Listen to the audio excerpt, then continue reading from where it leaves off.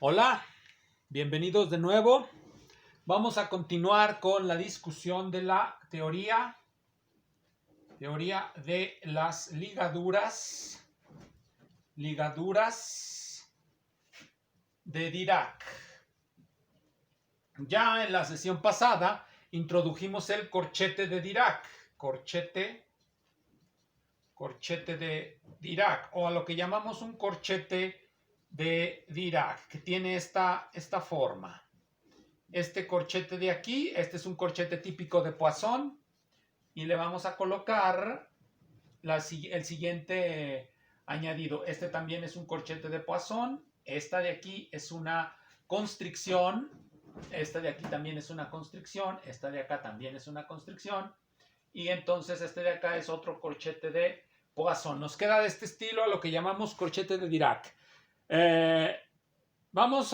Antes de continuar con las propiedades fundamentales de este corchete y por qué resulta fundamental en la teoría de las constricciones, debemos recordar que estas son constricciones secundarias de segunda clase. En cualquier otro caso se aplican los métodos que ya estuvimos discutiendo. Sin embargo, este corchete se puede introducir incluso cuando no estamos únicamente considerando ese tipo de constricciones, sino en general para cualquier tipo de constricciones, como vamos a ver un poco más adelante.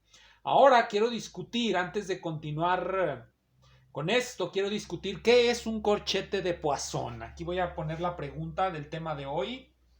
¿Qué es un corchete de Poisson? En ocasiones uno puede encontrar una expresión como la del corchete de Poisson y tener una dificultad, decir, ¿qué significa esto? ¿De dónde nos viene eso? Uno puede dar esta definición muy sencilla de lo que es un corchete de Poisson. Vamos a decir un corchete de Poisson, pues no es otra cosa más que, pues, esto que estoy poniendo aquí. A veces así se lo define en los libros de mecánica típicos. Uno encuentra una definición como esta que se llama una definición explícita. Esta es una definición explícita del corchete de Poisson. Todas las propiedades que tenga el corchete se deducen directamente de su forma explícita, de su definición explícita. Pero el problema es que esta definición explícita es particular. Es particular, y debemos recordar eso. Es particular. ¿Qué significa que sea particular? Que parece que nada más vale para este tipo de funciones diferenciables y que para otro tipo de objetos matemáticos que no sean funciones diferenciables, quizá no tendríamos la posibilidad de definir un corchete de Poisson, pero eso es falso. Nosotros podemos definir un corchete de Poisson en general, si utilizamos una definición que se conoce como definición funcional, o como le llama Patrick Suppes en su introducción a la lógica simbólica, una definición sinforemática. Voy a preferir darle el nombre de definición funcional, que es el que se utiliza en la filosofía de las matemáticas, por decir algo. Estas definiciones vienen en textos como por ejemplo Introducción a la mecánica y la simetría, o un poco más conocido, que es el de Métodos matemáticos de la mecánica clásica. Estos libros dan una definición general de corchete de acuerdo a los métodos de la matemática, aunque no explican lo que les acabo de comentar, la diferencia entre una definición explícita y una definición implícita. La diferencia entre una definición explícita y una definición explícita está en el nivel de generalidad. Esta de aquí es una buena definición del corchete de Poisson, la pueden encontrar en los manuales de mecánica clásica. El problema con esta definición es que es particular y nada más vale para objetos definidos como funciones diferenciables. Pero si no son funciones diferenciables, podemos aún definir un corchete claro. De aquí podemos deducir una serie de propiedades del corchete, y con esas propiedades del corchete vamos a definir implícitamente, es decir, a partir de sus propiedades, lo que es un corchete.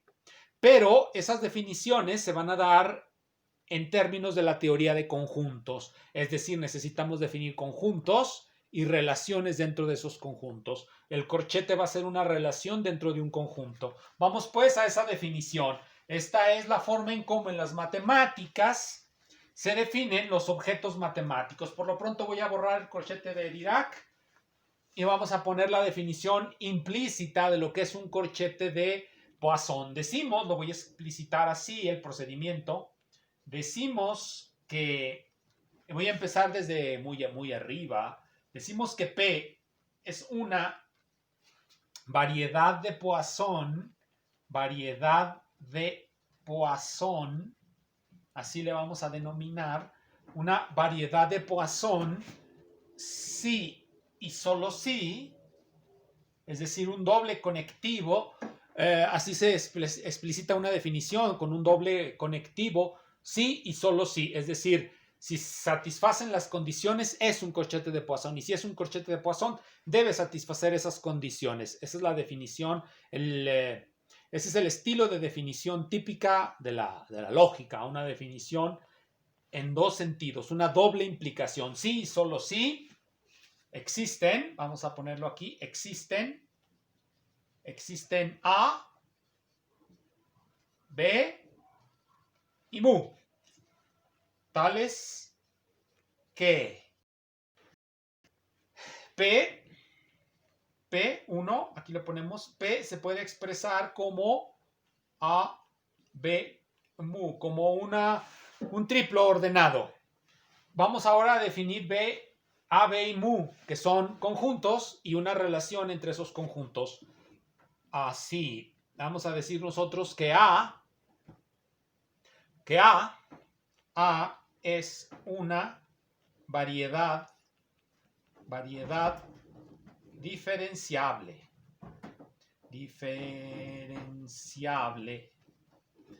O, para abreviarse, le voy a poner C infinito, una variedad analítica, o Cn, una variedad diferenciable n veces. Puede ser cualquiera de las dos. Son diferentes. Si decimos que es una variedad analítica, es diferente a si decimos que es diferenciable n veces. En este caso estamos suponiendo que todas las funciones definidas sobre esa variedad van a tener una expansión infinita de Taylor, por ejemplo.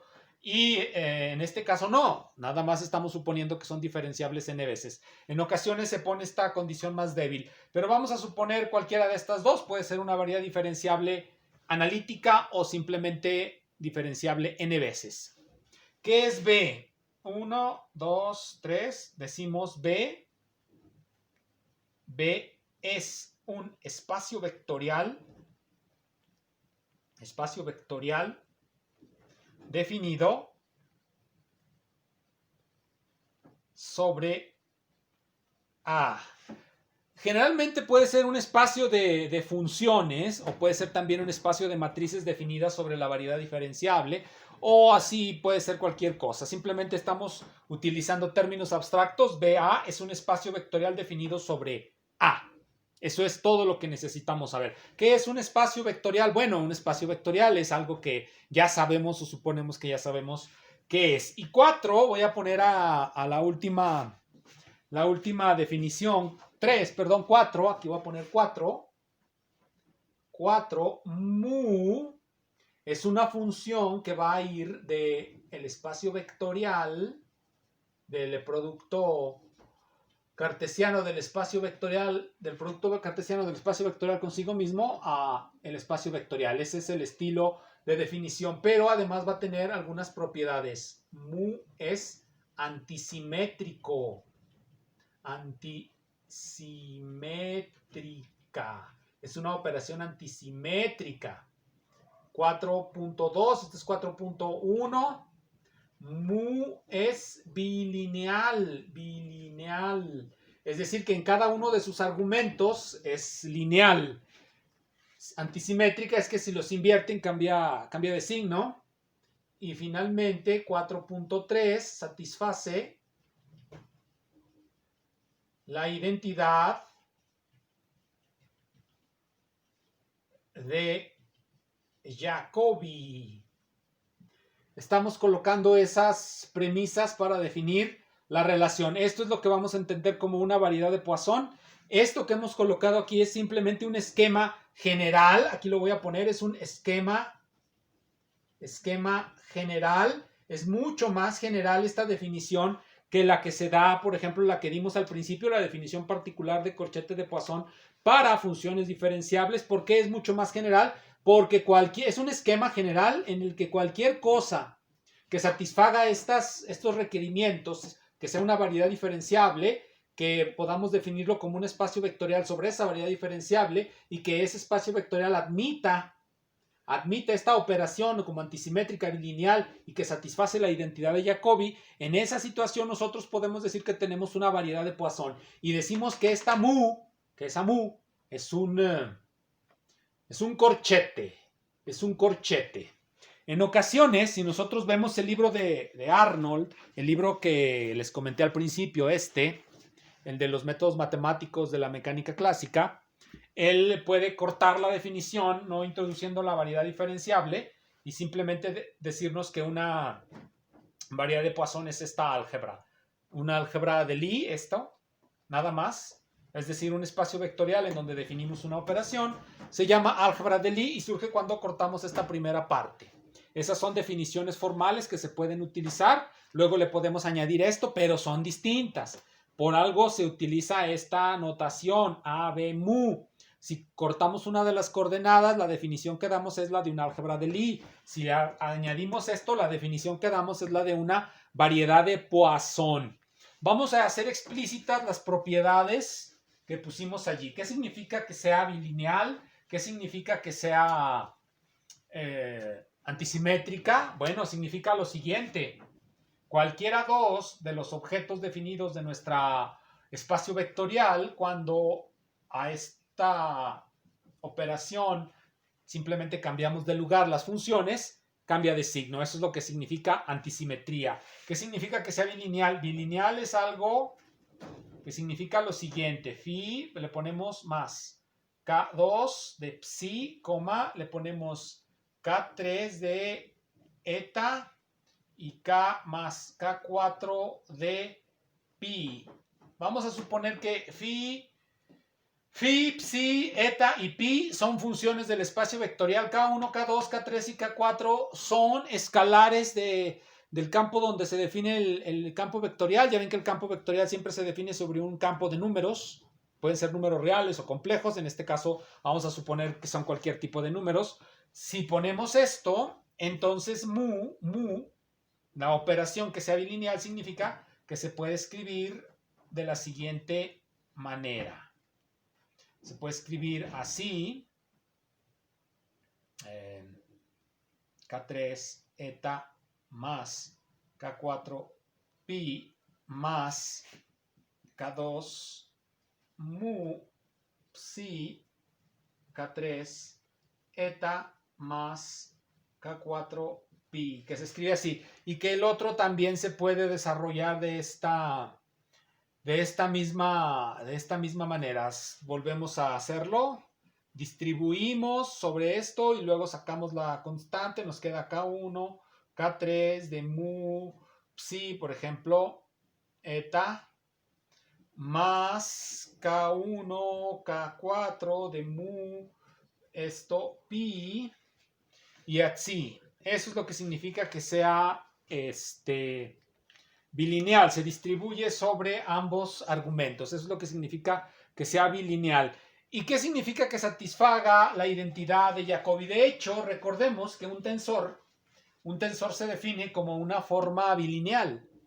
En el caso del tensor de Poisson es una forma bilineal antisimétrica. Ese es un tensor antisimétrico. También se puede definir una forma simétrica y tenemos un tensor simétrico. Y sobre el espacio de los tensores nosotros podemos, mediante la aplicación del grupo de las permutaciones, nosotros podemos separar ese espacio de tensores en dos, los simétricos y los antisimétricos, que corresponden a distintas órbitas del grupo de permutaciones. Eso no nos interesa, eso cuando se vean tensores se verá. Pero por lo pronto, ¿qué es la identidad de Jacobi?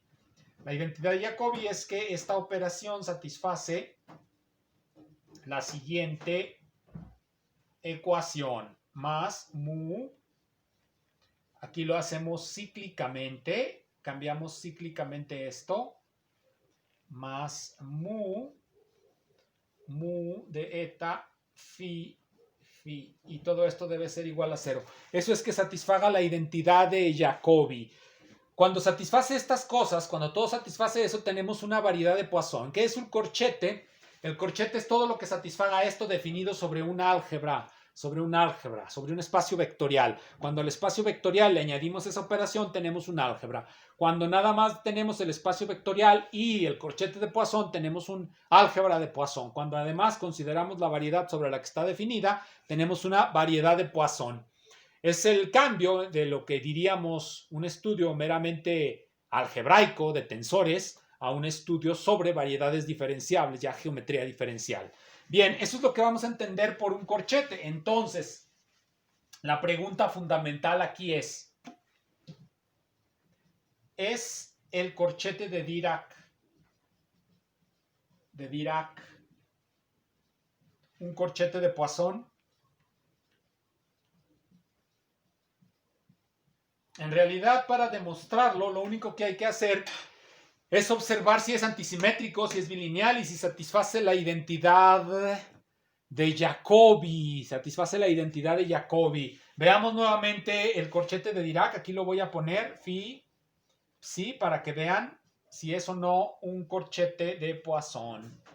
Menos sumatoria por SI. Aquí el corchete de Poisson, phi, aquí una constricción. Lo que se denomina el corchete de Lagrange. El corchete de Lagrange también es un corchete de Poisson, solamente que es el inverso del corchete de Poisson, como nos lo dice cualquier texto de mecánica clásica. Me resulta a veces sorprendente. Si uno lee la mecánica analítica de Lagrange, uno va a encontrar que los corchetes de Poisson son algo que se utiliza mucho, pero mucho en la mecánica celeste. Ya casi no se ve mecánica celeste, pero rara vez aparecen los corchetes de Lagrange. También con ellos se podría cuantizar, pero no he visto que se utilicen en el proceso de cuantización. Los que se utilizan de manera privilegiada son los corchetes de Poisson. Pero bien, miren. Este no tiene problema en que sea un corchete de Poisson porque pues es el corchete de Poisson. Esto de aquí lo que hay que demostrar es que esta parte de aquí efectivamente es bilineal y es lineal, miren. Aquí es lineal porque es un corchete de Poisson. Aquí también es lineal porque es un corchete de Poisson. Aquí no se introduce absolutamente nada. Eso queda fijo. Vean cómo se define. Entonces vemos que si es bilineal será antisimétrico. Eso también se demuestra muy fácil. Cambiamos esto para acá. Cambiamos este para acá. Hacemos los cambios. Vean cómo se hace el cambio. Vamos a hacer el cambio. Si cambiamos así, va a ser negativo porque es un corchete de Poisson. Lo cambiamos y es negativo, pero ¿qué va a pasar con este? Vean lo que va a pasar. En realidad lo único que hay que cambiar es YS phi. Esto de aquí no cambia. No cambia nada. También lo cambiamos. Y cuando hacemos este cambio, cambia porque es un corchete de Poisson, se hace negativo. Cuando hacemos este cambio se hace negativo. Y ahí todo parece estar bien, ¿no? Como son dos cambios, no cambia. Bien, entonces una vez que lo tenemos así, cambiamos para acá para que quede como está el corchete de Poisson. Lo cambiamos aquí, y aquí va a estar YS, aquí va a estar YI, aquí va a estar YS y aquí va a estar phi. Para que quede exactamente igual, pues simplemente invertimos el corchete de Lagrange, que también es antisimétrico, y aquí cambia. Entonces, si era menos, se hace más. Entonces, nosotros podemos ver que efectivamente, este es un corchete antisimétrico de Poisson. ¿Por qué? Porque, bueno, lo pongamos acá. Phi esto. Entonces vemos que es exactamente pero invertido. Exactamente pero invertido con el signo negativo. Como pueden ustedes verlo fácilmente. Entonces, bueno, lo que es difícil de demostrar, pero solamente porque es muy laborioso, y eso es lo que le tomó a Dirac todo un artículo hacerlo, es que satisfaga efectivamente la identidad de Jacobi. Si satisface la identidad de Jacobi, efectivamente es un corchete de Poisson. Eso Dirac no encontró una manera elegante de hacerlo, hay que hacerlo a fuerza. Es decir, calcularlo pues, y eso es larguísimo. Pero es un buen ejercicio, uno lo puede calcular fácilmente y se dará cuenta que no es fácil, es laboriosamente fácil. Hay que calcular muchos corchetes, pero es buen ejercicio. Entonces, ya tenemos claro que el corchete de Dirac, ese es un teorema. El corchete de Dirac es un corchete de Poisson, ese es un teorema dentro de la teoría de Dirac. Y ahora preguntémonos para qué nos sirve el corchete de Dirac. El corchete de Dirac lo vamos a escribir nuevamente aquí. Aquí lo vamos a poner. Vamos a preguntarnos, ¿podemos sustituir las ecuaciones del movimiento por el corchete, con el corchete de Poisson usual? Las podemos cambiar por las ecuaciones del movimiento con el corchete de Dirac.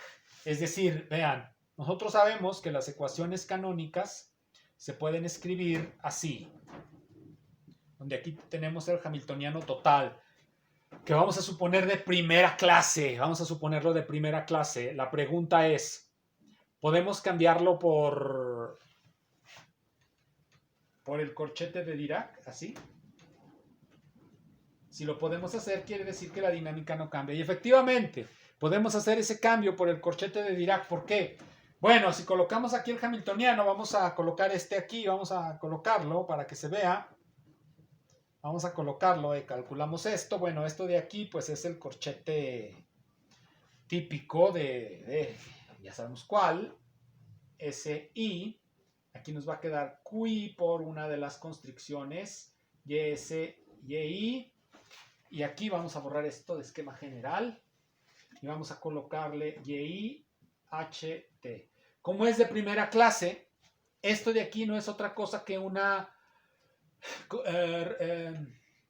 combinación lineal funcional de las constricciones. Por lo tanto, efectivamente, cuando se imponen las constricciones, se desvanece esta parte y nos queda la equivalencia débil entre el corchete de Poisson y el corchete de Dirac. Equivalencia débil. Eso es algo fundamental y continuaremos en la siguiente. Gracias.